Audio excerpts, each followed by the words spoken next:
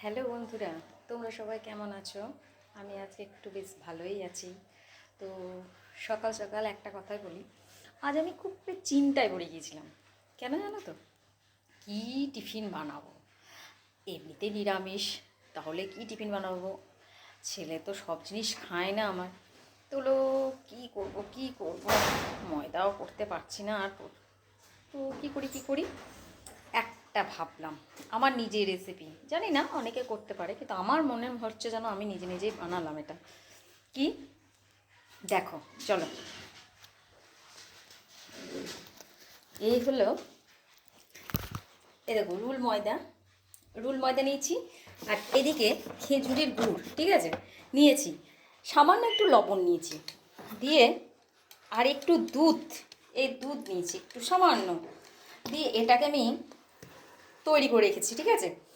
তৈরি করে রেখে আমি কিন্তু প্রথমে ভাবিনি কেমন খেতে হবে, আমি বুঝতে পারিনি, ঠিক আছে। নিজে একটা করে আগে খেলাম, খাওয়ার পর দেখলাম মোটামুটি ঠিকই আছে, চলবে। যারা একটু মিষ্টি মিষ্টি খেতে ভালোবাসে তাদের পক্ষে বেশ ভালোই বটে, তৈরি করে দেখতে পারেন। দিয়ে আমি ওটা বানালাম, এই যে এটাকে তৈরি করে রাখলাম। এবার কি করব, আমি গ্যাসটা জ্বালবো। এই জ্বাললাম, জ্বালার পর আমি একটু এখানে সামান্য একটু তেল দিলাম, সাদা তেল।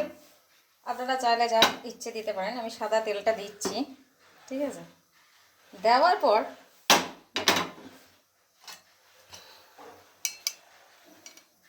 এটা হলো,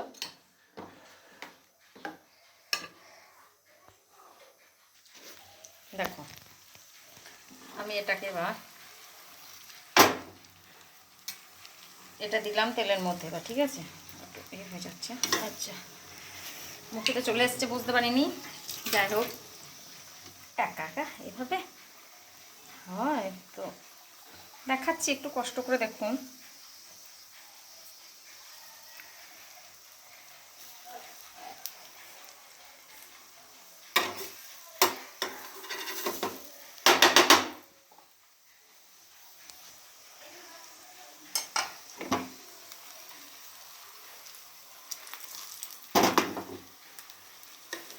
সুন্দর করে দু পিঠ ভেজে নিতে হবে, সুন্দর করে এই দু পিঠটা ভেজে নিতে হবে, ঠিক আছে।